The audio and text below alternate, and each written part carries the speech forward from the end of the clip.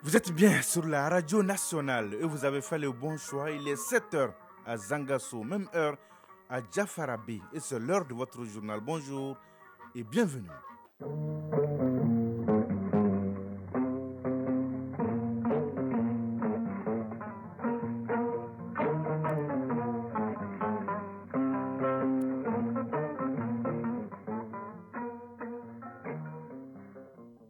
Le journal Sidiki Dambélé. L'actualité, première édition de ce mardi 13 septembre 2022. Tout d'abord, la couleur du temps sur Bamako et environ 22 degrés ce matin, des orages et de la pluie, c'est sûr, à 80%, humidité 76%, du vent 11 km à l'heure et la maximale attendue est de 31 degrés. Mesdames et messieurs, à la une de cette édition, le renforcement de la coopération entre la Mauritanie et le Mali. Un émissaire du président mauritanien est à Bamako. Objectif, comment exploiter à fond les potentialités du fleuve Sénégal dans le cadre de l'OMVS au bénéfice de nos deux États. À la une, également la 37e journée du SILS, couplée aux 50 ans de l'organisation. C'était hier, une journée célébrée sous le thème « L'élevage face à l'insécurité au Sahel et en Afrique de l'Ouest ». Nous ferons le point avec Modibo Mariko. L'actualité internationale en pointillé avec Batraouré en direct avec moi dans ce studio. Bonjour Batraouré. Bonjour Cédric Dambélé. De quoi va-t-on parler ce matin? Amadou Mam Diop est le nouveau président de l'Assemblée nationale du Sénégal. Il a été élu hier dans une atmosphère surchauffée. Au Nigeria, l'attaque du convoi des sénateurs fait 5 morts. Naufrage d'un bateau de migrants clandestins au large de la Tunisie, on dénombre 12 morts. Enfin, au Brésil, l'ancien président Lula reçoit un soutien de taille à quelques jours du premier tour de la présidentielle Cédric Dambélé. À tout à l'heure donc pour le développement. La chronique initiative citoyenne au menu, nous allons découvrir avec Ousmane Daou les actions de la Fondation pour la solidarité. Et enfin, la page des sports avec Sergatou Sissé, l'athlète des jours et des nuits. Bonjour. Bonjour, c'est Diki Davele. Est-ce que tout va bien, Sergatou? Ça va, alhamdoulilah. La une de votre page. La céréale retrouve la Coupe de la Confédération cet après-midi face à l'AS Douane du Burkina Faso. Nos Mdiane et ses hommes joueront à fond leur chance. Ligue des champions d'Europe, deuxième journée. L'entre d'Alliance Arena est le théâtre ce soir du choc Bayern Munich FC Barcelone. Coupe Hortiem, la finale commune 4, commune 6 du 24 septembre arrive à pas de géant. Tout est en train d'être ficelé par la commission d'organisation. Enfin, l'insolite du jour bouclera cette page des sports. Et voilà pour le sommaire. Les jingles, juste 2-3 secondes, on se retrouve. Une fois de plus, bonjour et bienvenue. C'est un pas de plus dans le renforcement de la coopération entre le Mali et la Mauritanie, en particulier dans le cadre de l'organisation de la mise en valeur du fleuve Sénégal OMVS. Le président de la transition, le colonel Assimi Goïta, a reçu hier à Koulouba en audience Abdel Salam Ould Mohamed Salih, ministre du pétrole, des mines et de l'énergie de la Mauritanie. Ce dernier était porteur du message du président mauritanien Mohamed Ould Ghazouani.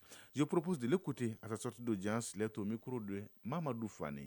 J'ai l'honneur d'être reçu par le président de la transition du Mali, chef de l'État, M. Assimi Goïta, lui transmettre le message de son frère, M. Mohamed Cheikh Ghazouani, président de la République islamique de Mauritanie, ayant trait à l'OMVS et à son développement.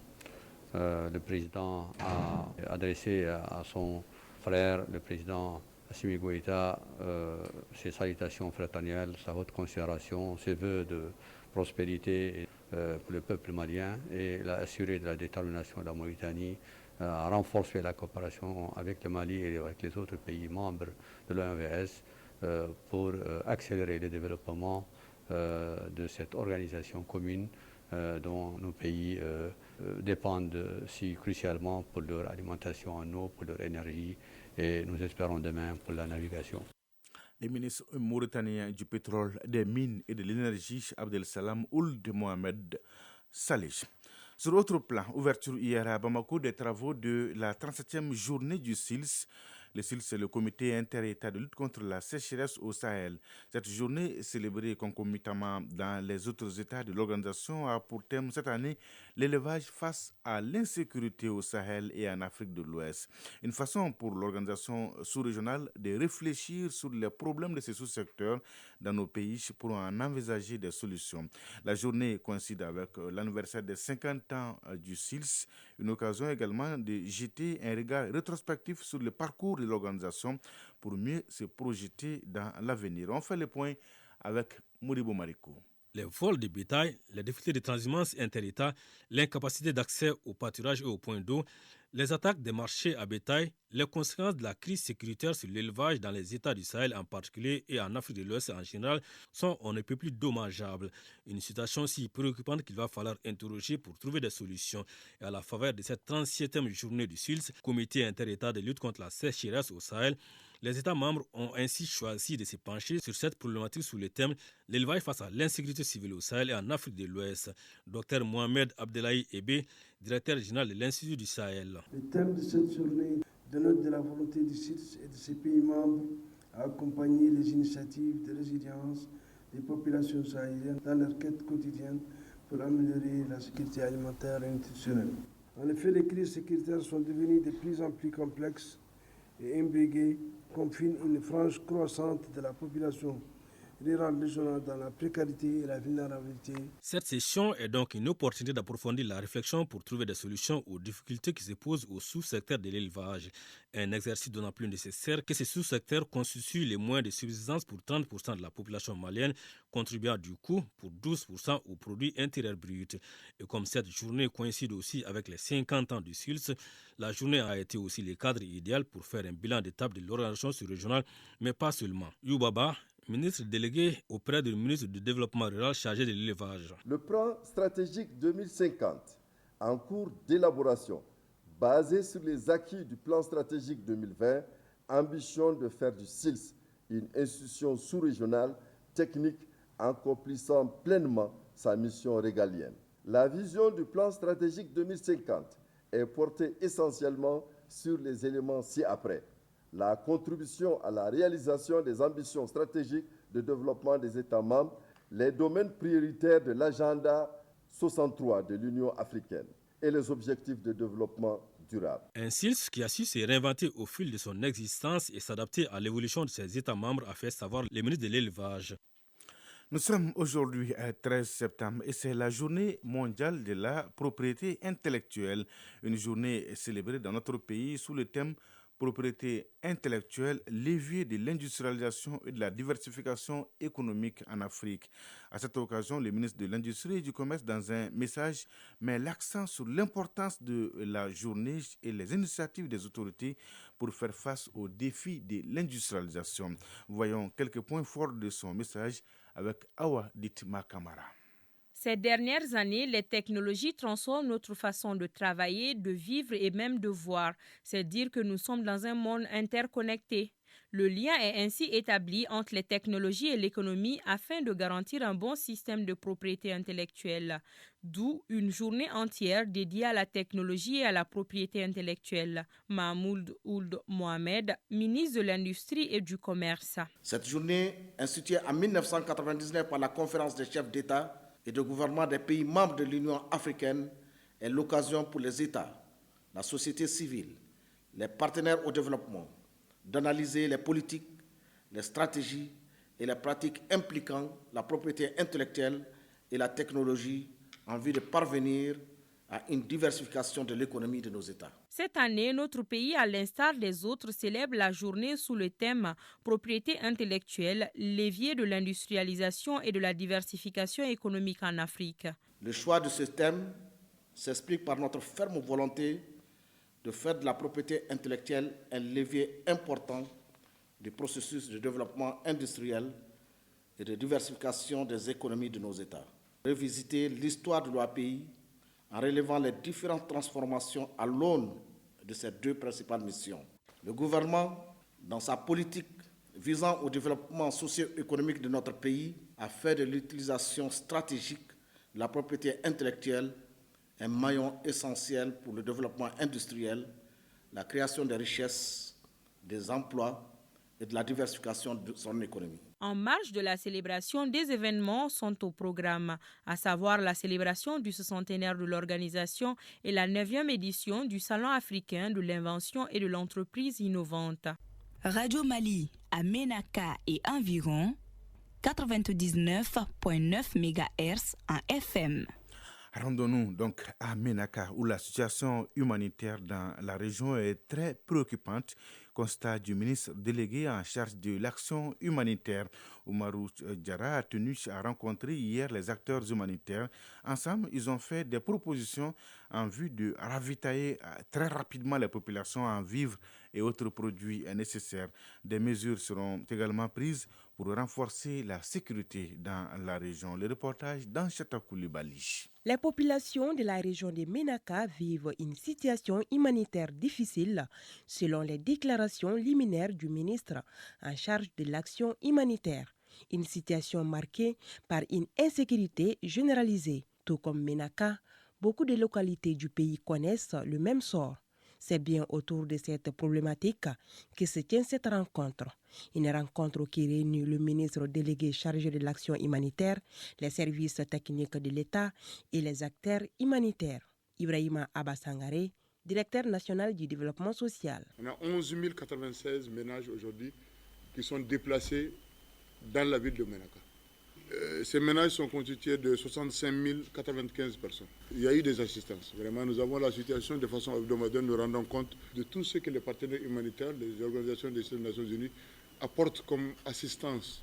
Et grâce à ça, aujourd'hui, la situation est relativement calme. Les besoins à couvrir sont très énormes et très complexes. Le ministre de l'Action humanitaire a tenu d'abord à saluer les efforts consentis par les partenaires et rappeler qu'il faut agir vite car la rentrée scolaire c'est dans quelques semaines. Oumarou Diarra, ministre délégué chargé de l'action humanitaire. Je puis vous rassurer de ma disponibilité personnelle, de celle de mon département et l'ensemble du gouvernement à soutenir toutes les actions allant dans le sens de l'amélioration des conditions d'existence de nos compatriotes. J'ose espérer que cette rencontre permettra de dégager des voies et moyens pour renforcer les interventions dans une véritable synergie d'action au bénéfice des populations vulnérables. Au terme de la rencontre, une mission conjointe se rendra dans les jours à venir dans la région de Ménaka afin d'apporter un élan de solidarité à la population. Et bonjour Batraoré. Et bonjour Sirki Dameli. Avec vous, l'actualité hors de nos frontières au Sénégal. Les députés élisent Amadou Mam Diop au perchoir dans une ambiance surchauffée. Oui, une rentrée parlementaire houleuse hier pour les députés élus le 31 juillet dernier. Les parlementaires convoqués ont élu le président de l'Assemblée nationale après plusieurs heures de retard et dans une ambiance mouvementée. Il s'agit d'Amadou Mam Diop, issu de la coalition présidentielle Beno Bok Koyaka. Ce dernier a obtenu 83 voix sur 84 votants. Ajoutons donc que l'opposition n'a pas du tout voté. Au Nigeria, le convoi d'un sénateur attaqué dans l'état d'Anambra. Il n'y a pas eu de revendication après l'attaque du convoi du sénateur Ifeanyi Iba. Il était en route pour son village d'origine ce dimanche lorsque des hommes armés ont ouvert le feu sur son passage. Ifeanyi Iba, qui voyageait dans une voiture blindée, en est sorti indemne, mais 2 policiers qui l'escortaient, 2 de ses assistants et un passant ont été abattus selon les autorités locales. 2 autres membres de l'escorte policière ont été blessés et transportés à l'hôpital. En Tunisie, un nouveau drame suite au naufrage d'un bateau de migrants. Le dernier bilan fait état de 12 morts, 6 nouveaux corps ayant été repêchés par les gardes-côtes hier au large de Mandiya, ville du centre-est du pays, selon les autorités locales. L'embarcation transportait 37 migrants, tous de nationalité tunisienne. Ces migrants essayaient d'atteindre les côtes italiennes comme des centaines d'autres. Il faut noter que depuis 2021, les départs clandestins des Tunisiens vers les côtes italiennes via la Méditerranée centrale connaissent une forte augmentation. Un mot sur la présidentielle au Brésil. Batraoré Lula engrange le soutien de l'écologiste Marina Silva. Oui, à 20 jours du premier tour de la présidentielle au Brésil, l'ancien président Lula reçoit un soutien de taille, celui de Marina Silva, celle qui fut sa ministre de l'Environnement pendant 5 ans entre 2003 et 2008 et qui symbolise la lutte pour la préservation de l'Amazonie. Malgré les divergences qui sont apparues par la suite, Marina Silva affirme que le plus important est de défendre la démocratie contre ce qu'elle appelle la menace des menaces, à savoir, selon elle, Jair Bolsonaro, qui brigue un deuxième mandat. Merci Cheba Traoré pour toutes ces informations. On est bien servi. Rebonjour Sragatou Sissi. Rebonjour Sidi Dambélé. Est-ce que tout va bien Sragatou? Ça va, alhamdulillah. Donnez-nous l'heure. Il est 7h15 à Bintagungu. On se retrouve juste après le jingle.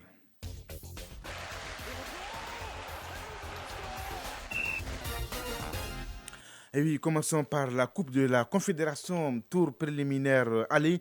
L'AS Real de Bamako affronte cet après-midi l'AS Douane du Burkina Faso. Ah oui, ce sera à partir de 16h au stade de l'Amitié Générale Mathieu Kérékou de Cotonou. Les Scorpions de l'AS Real doivent serrer la ceinture face au Burkinabé. L'AS Douane et ramener un bon résultat de leur déplacement en terre béninoise. Ce match aller du premier tour de la Coupe de la Confédération AS Douane de Burkina Faso AS Real est délocalisé à cause de la non-homologation des stades au Burkina Faso. Ligue des champions d'Europe, la deuxième journée des matchs de groupe débute ce mardi avec en vedette Sragatou Bayern Munich FC Barcelone. Oui, choc de géants à 19h à Allianz Arena entre le Bayern Munich et le FC Barcelone. Une sorte de retrouvaille colorée un an après celle, toujours en match de poule, remportée à l'aller comme au retour par le même score, 3-0. Ce soir, les projecteurs seront braqués sur l'attaquant Robert Lewandowski de retour dans son ancien jardin. Les deux équipes se sont croisées 11 fois sur la scène européenne. Le Bayern totalise 7 victoires contre 3 au Barça pour un nul. L'autre match du groupe C oppose Victoria Plizen à l'Inter Milan. À suivre tout au long de la soirée, Liverpool, Ajax Amsterdam, FC Porto et FC Bruges, Leverkusen, Atlético de Madrid, Sporting Portugal, Tottenham et Marseille, Eintracht Francfort. Tu seras concentré sur quel match? Sur quelle équipe? Bayern Munich, FC Barcelone. On choisit une équipe, pas deux. Bayern ou Barça? Je supporte le Barça. C'est bon à savoir. La mèche est vendue. Alors, la Coupe ORTM, maintenant, tous les regards sont tournés vers la finale du 24 septembre entre la commune 4 et la commune 6. Oui, la commission d'organisation technique de l'ORTM et la Ligue de Bamako sont en train de baliser le terrain pour cet ultime rendez-vous de la Coupe ORTM. Les finalistes à leur tour, la commune 4 et la commune 6, se préparent pour tenter de décrocher l'or en présence du parrain Yacouba Tomini Diakité, président directeur général du groupe Toula International. Alors, Sergatou est en commune 6. Oui. C'est bon à savoir. L'insolite du jour. Nous voyageons, Sergatou, ce matin et cap sur le Togo. Un combat de karaté se termine dans la plus grande confusion. Vous étiez là, vous avez tout suivi. Racontez-nous tout. Alors, pour ce combat de karaté, personne ne veut se faire raconter. Oui. Certains supporters ont quitté des villages lointains pour être témoins du combat. Des cadeaux sont même proposés aux vainqueurs. Alors, le face-à-face peut commencer. Les deux karatékas s'évitent. L'arbitre les encourage, les supporters aussi. Alors, un des karatékas, pris de peur, abandonne le tatami et file à l'anglaise. Nom de Dieu. Il est poursuivi par son adversaire et des supporters mécontents. Pour sauver sa tête, il grimpe sur un manguier, accueille et sert à volonté les supporters et même son adversaire.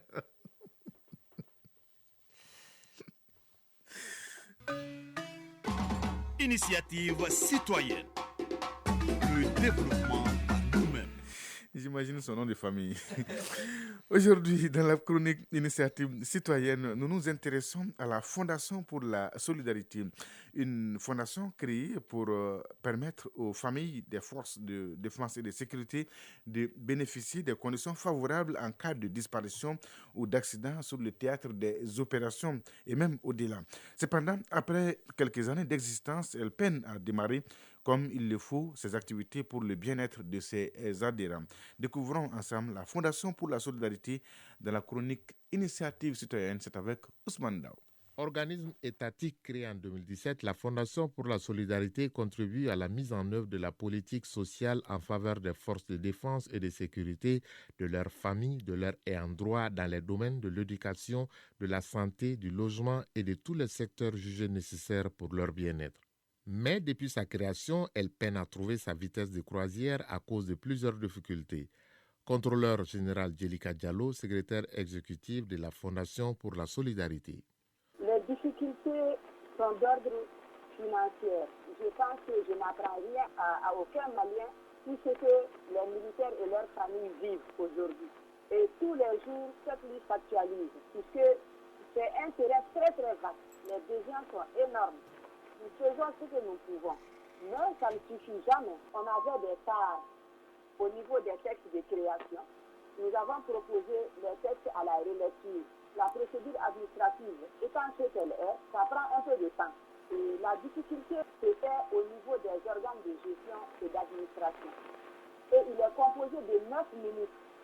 Imaginez-vous, c'est vraiment difficile par rapport à la réalisation, à la mise en œuvre de toutes nos stratégies. Tout ce que nous proposons doit être validé par cette instance de gestion et d'administration. Et c'est ce qui fait que notre stratégie de mobilisation de fonds est toujours très très lourde. Au-delà, elle œuvre tant bien que mal pour que chaque Malien et Malienne fasse sienne de la Fondation malgré ses maigres ressources. Pour le moment, que la subvention est active. Et sachant que la Fondation par essence, c'est vraiment la mobilisation de fonds, nous voulons avoir des partenaires qui puissent nous accueillir. Mais avant tout, l'objectif principal aujourd'hui pour nous, faire de la cause des militaires une cause nationale. Chaque Malien se sent concerné par la cause de la Fondation. Et que ce soit vraiment patriotique, que chaque Malien ait à faire l'appui aux militaires. C'est pourquoi la Fondation pour la solidarité multiplie les initiatives dans le domaine de la solidarité, de l'éducation et de la pérennisation de la mémoire des hommes et des femmes tombés sur le théâtre des opérations.